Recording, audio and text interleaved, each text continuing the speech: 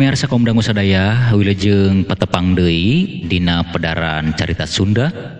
Carita wadul dina judul Si Koncleng dina bagian anu ka-15. Alhamdulillah urang parantos dugi anu ka-15. Nah, kitunya. Kumaha ka pamirsa dina danget ieu dararamang, damang. Syukur upami damang mah. Mang Egi oge sapara kanca dina denget ieu aya dina sehat walafiat sareng pamugi urang sadayana aya dina lindungan Allah Subhanahu wa taala. Amin amin ya robbal alamin.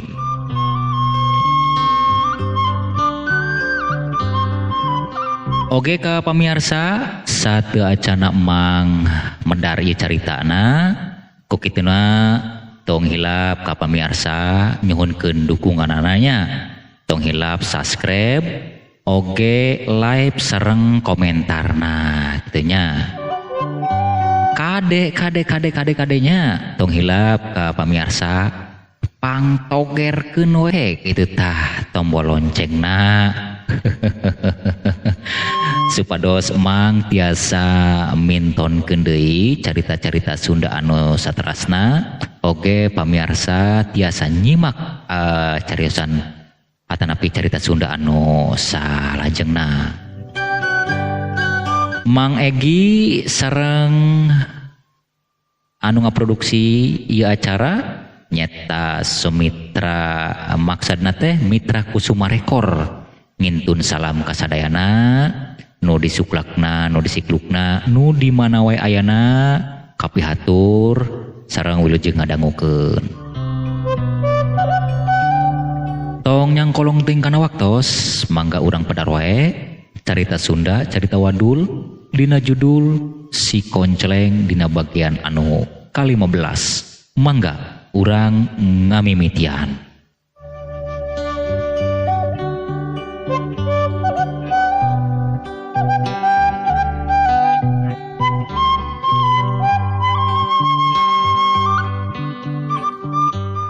Geus kieu mah yeuh Nurman.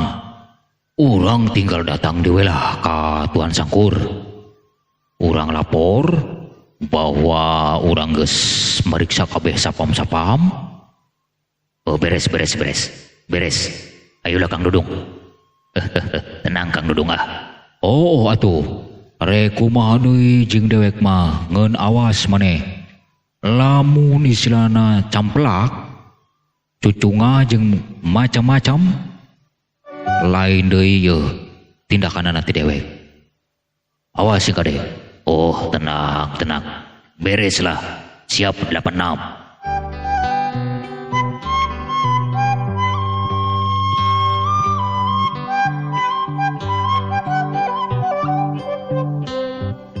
Selamat siang Tuan.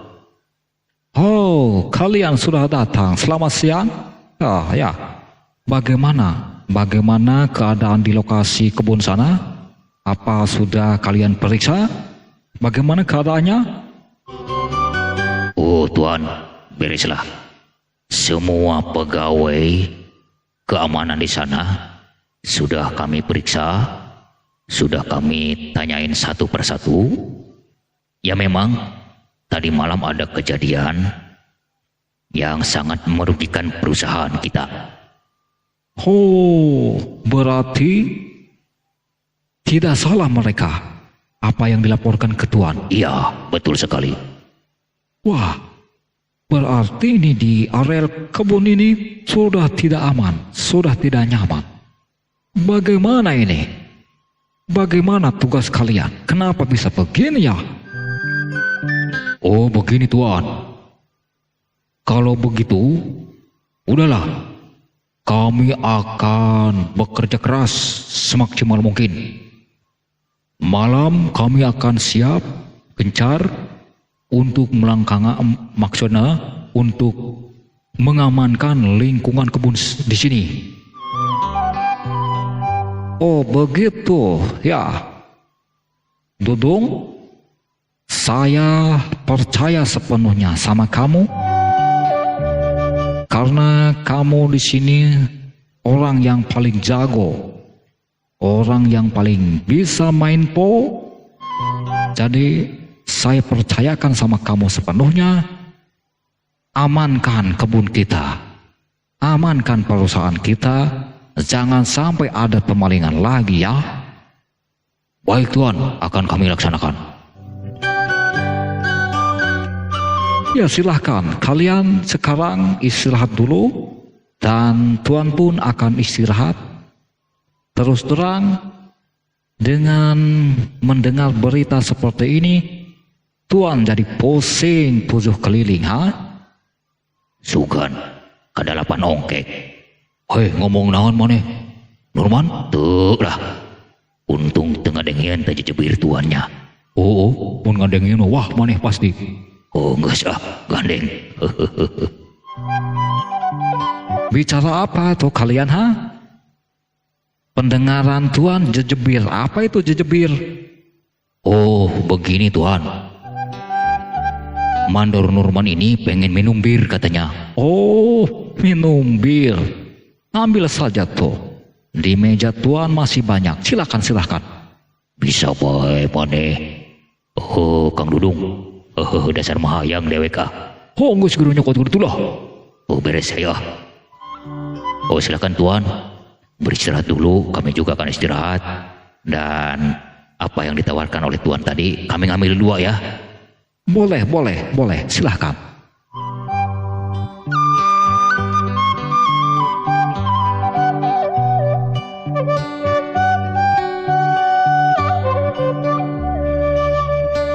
Pamirsa kaum dangu, urang tunda heula kaayaan di lembur Cihaur engke oge baris kasampeur deui. Urang caritakeun kaayaan di kampung Cisitu Waralang nyata nyaritakeun kaayaan Konceleng. Mangga wilujeng ngadangukeun.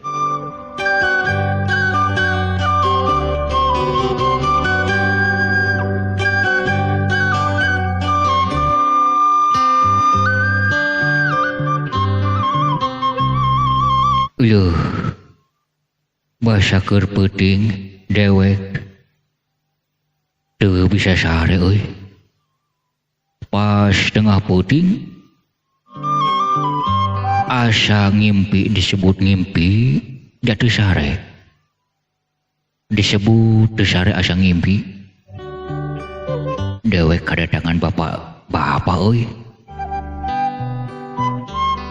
Manehna mere beja ka dewek cenah kudu indit di lembur ieu. Ceuk manehna ngomong ka dewek, jang lamun hirup ujang hayang aya dina karonjatan indit di kampung ieu wayahna inditna kabeulah wetan. Duh, aya naonnya? Berijing dewek rarasaan dibere batu tak kuno jadi bapak. Dibungkus ku lawon putih, ku dewek diteundeun dina hanapeun bantal, tapi candi tingali euy. Nah bener. Adana pintu nya.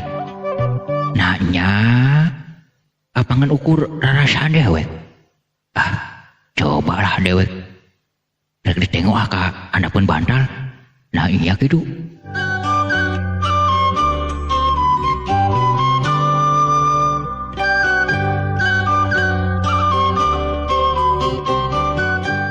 Bantal nu ieu lah kadala nyawe bener ke naon maksudna ieu nya dewek di bener ya ieu batuna ja ieu aya dibungkus ku lawon bodas ngeun herana dewek antara sadar jeung henteu teu basa keur peuting dah. Iya mah kudu diobrolkeun ya kanu jadi indung ieu. Nah naon ieu nya?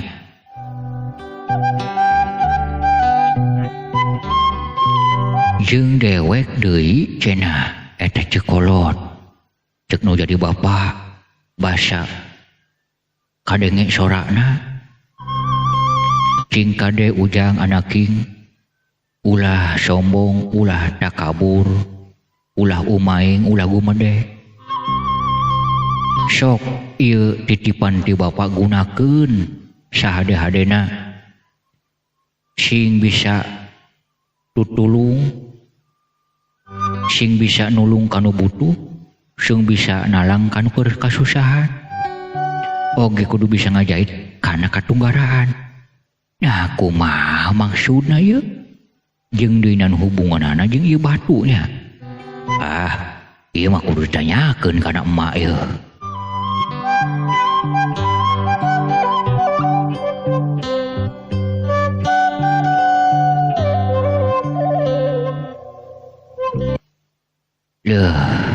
Kamana ieu emaknya? Mak? Kamana ieu emaknya? Badeng can datang keur ngider ieu. Mak, aya naon ieu koncleng? Ieu emak ieu di pawon keur mirun seuneu. Keur ngajadikeun seuneu rek naeur cai. Kali heula mak sakedeung mak. Koncleng aya obroleun jeung aya tanyakeuneun penting pisan mak. Terus terang koncleng mah jadi penasaran ya mak. Nah naon kitu Cleng? Buat penasaran segala. Kadi heula mah sakedeung ieu. Cig ieu emak hayang ngadenge naon anu baris diobrolkeun jeung naon anu jadi penasaran kana dari maneh. Naon cig? Mak, basa keur peuting koncleng antara sadar jeung teu sadar, antara sare jeung teu sare ieu teh. Nya, naon maksudna? Antara sadar jeung teu sadar, antara sare jeung teu sare? Emak mah sok teu ngarti naon ari maksud maneh. Tak ieu mah. Koncleng dina perasaan teh kadatangan Bapa mah. Kadatangan Bapa? Iya. Dina perasaan koncleng teh antara koncleng jeung Bapa ngobrol pisan panjang lebar mah. Loh. Ditek-tek nepi ka bengek sanajan bae koncleng teu bengek kitu mah. Maneh masuk bari nyandok wae ari cacahan jeung kolot. Iya mah. Kumaha cig emak hayang ngadenge cig reguar. Dah kieu mah. Perasaan koncleng didatangan kudu jadi Bapa. Mah dadeg pangadegna ge mun seterek kitu tah. Jangkung badagnya tah Bapa diroba-roba awakna mah. Dah kieu mah. Koncleng cenah anaking kitu ceuk Bapa. Maka anaking segala. Lamun hirup maneh hayang ngaronjat, hayang aya parobahan cenah. Sing geura indit di kampung ieu. Maneh cenah inditna kudu ka beulah wetan. Da eta mah. Euleuh. Tita indit ti dieu. Ari maksudna naon nya? Tah ieu mah. Bari jeung manehna ngomong kana koncleng mah anaking jadi jelema mah cenah ulah sok sombong, ulah sok gumede cenah. Sing bisa nulung kanu butuh, sing bisa nalang kanu keur kasusahan, oge kudu bisa ngajait kanu katunggaraan. Sedengkeun koncleng mikir, ya koncleng boro-boro nulungan batur anu keur butuh. Buku koncleng ge tulunganeun batur. Boro-boro bisa nalang kanu keur kasusahan. Buku koncleng ge talanganeun batur. Kudu kumaha nya maknya?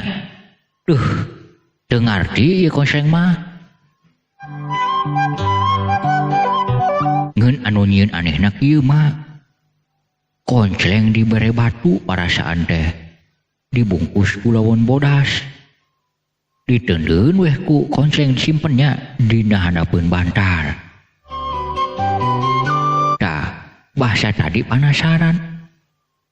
Ari ditingali ka tempatku koncleng. Dina pun bener mah. Iya batuna oge mah ieu. Eleuh. Anak king, celeng anak emak.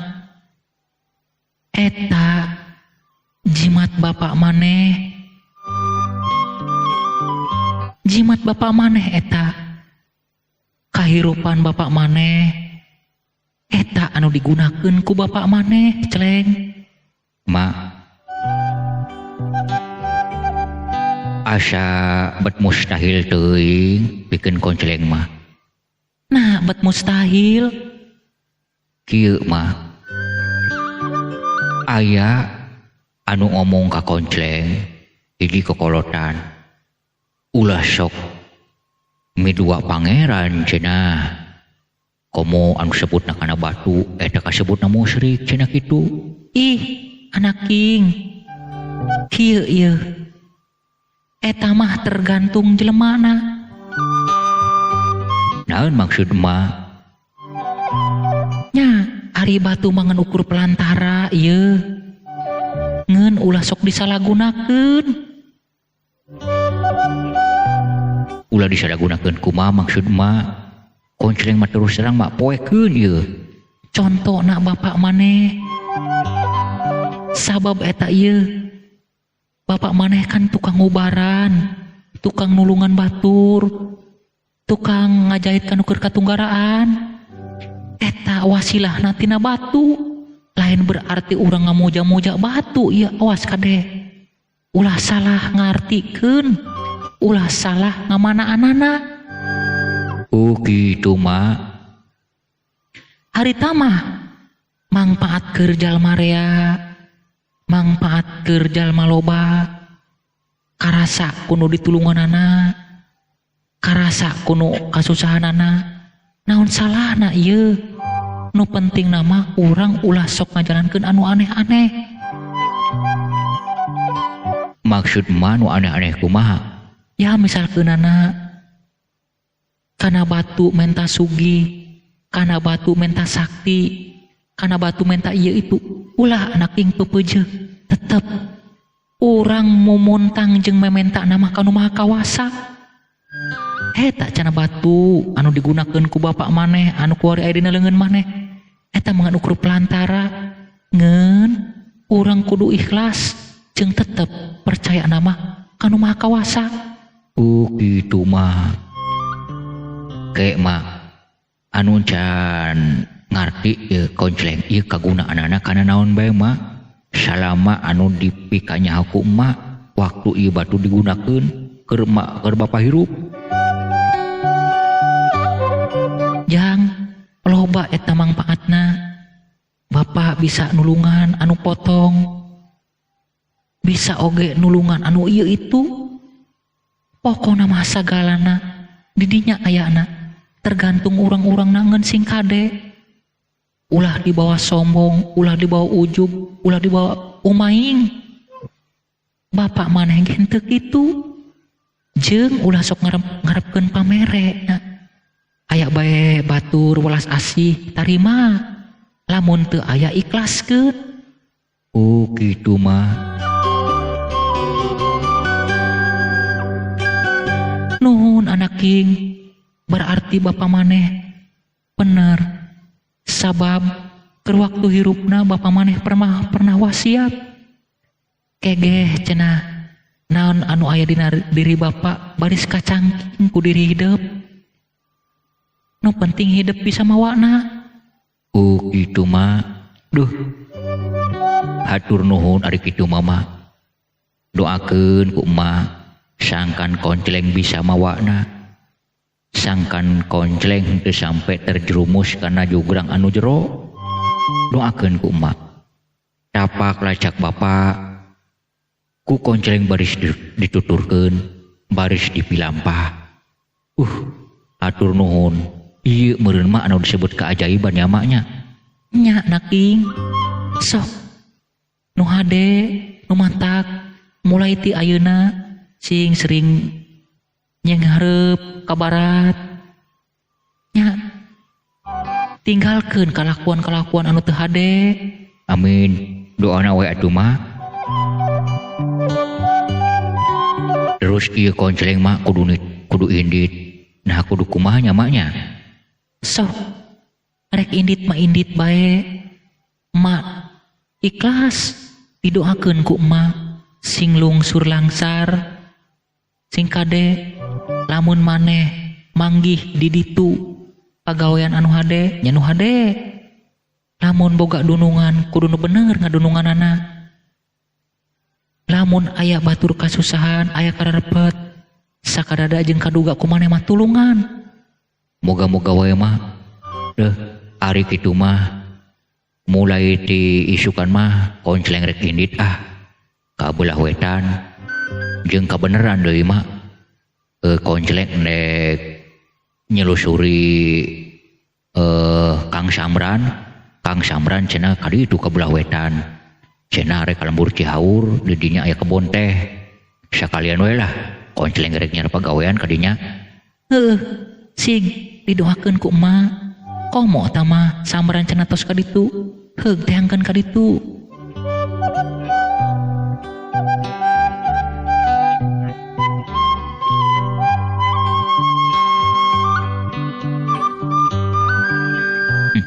Alhamdulillah ya Allah.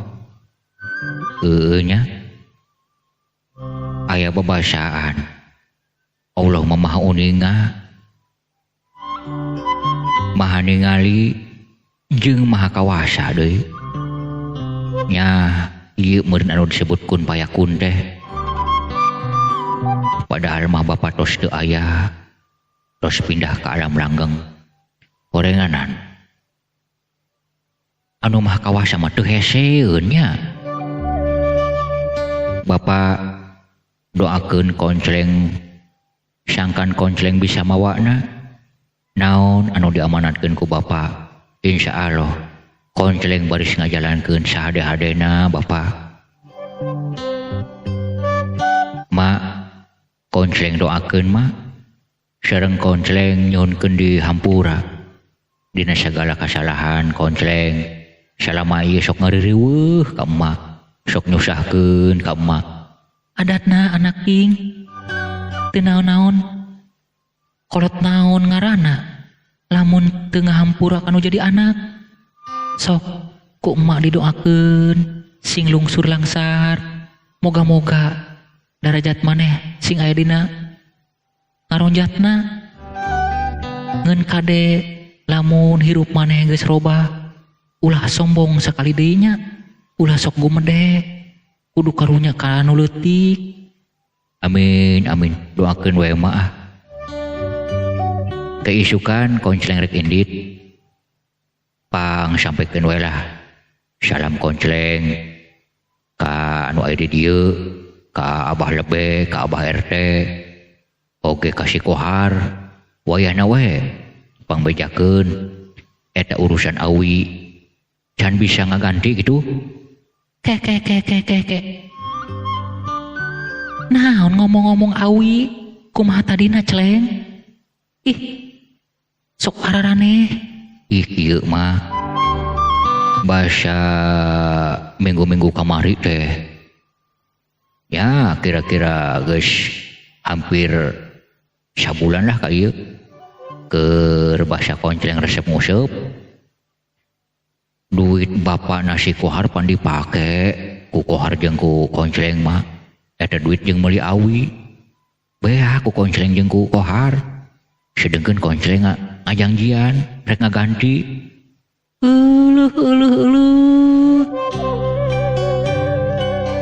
Keun tah mah celeng ngeun ulah sakali-kali deui Moal mah urusan kadinya make ku emak diganti kumaha bae carana lah.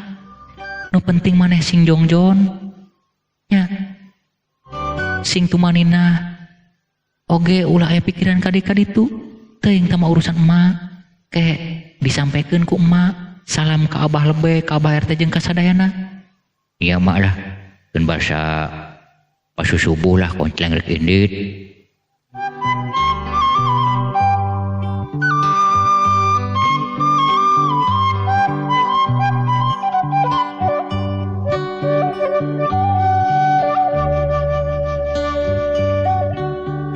Nya celeng nu hade-hade bae. Nya jongjon bae nya. Emak pan keur di dapur ye, rek naheur cai. Oh iya mangga mak mangga.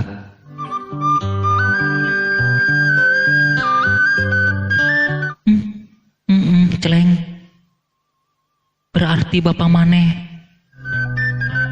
masih keneh kontaknya jeung nu jadi anak jeung anu aya di dunia. Atur nuhun Gusti. Moga-moga si Konceleng nu jadi anak sing bisa mawakna kana jalan anu dipikaredo ku Allah.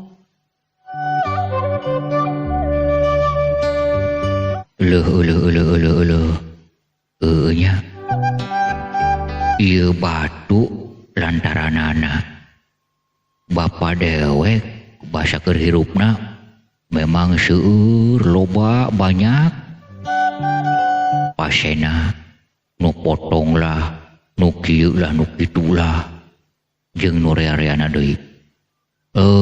Berarti ya dewek kudu bisa ngajalankeunana. Moga-moga we lah sing aya manuatna subara basa pasusubuh lah dewek rek indit rek kabulah wetan rek nyusul Kang Samran anu geus mangkat cenah keur basa tadi isuk sugan we kasusul lah.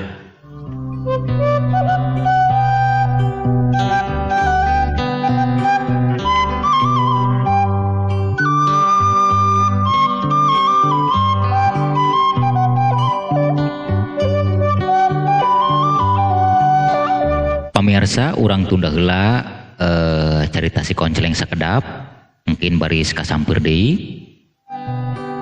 Urang caturkeun kayaan Samran anu ayeuna nuju di perjalanan arek nuju ka kampung Cihaur nyaeta ka daerahna Kebon teh. Mangga urang dangukeun pedaranana. Lah dewek geus setengah poe yeuh lalampah. Asaku jauh-jauh teuing ieu nya nuju ka Lembur Haur.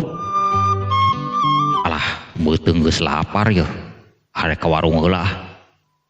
Rek meuli sangu Kebeneran tuh aya warung keur buka jeung kebeneran keur ngararehe deui yeuh.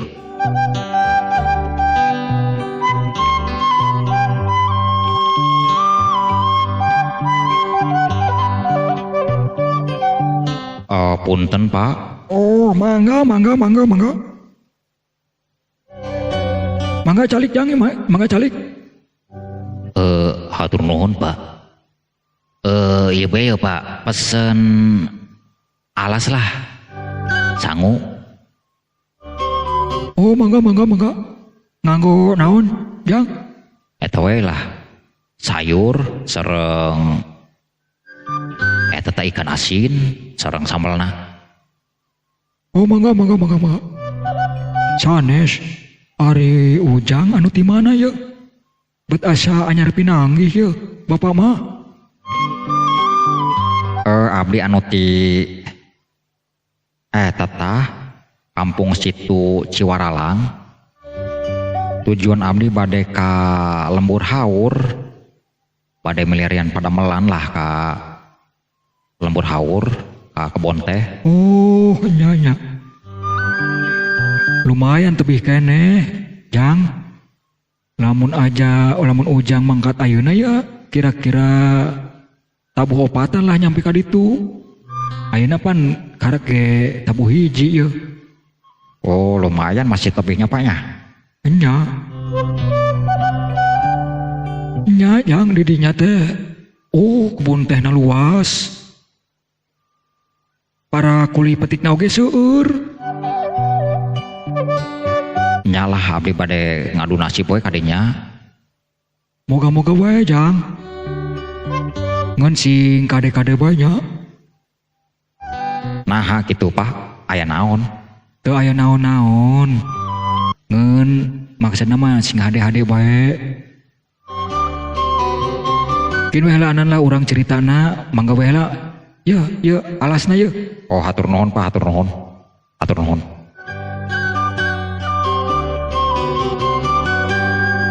Pamirsa kaum dangu sadaya, rupina urang cekapkeun heula dugi ka dieu pedaran carita Sundana, carita Wadul dina judul Si Koncleng dina bagian anu ka-15 kitu nya.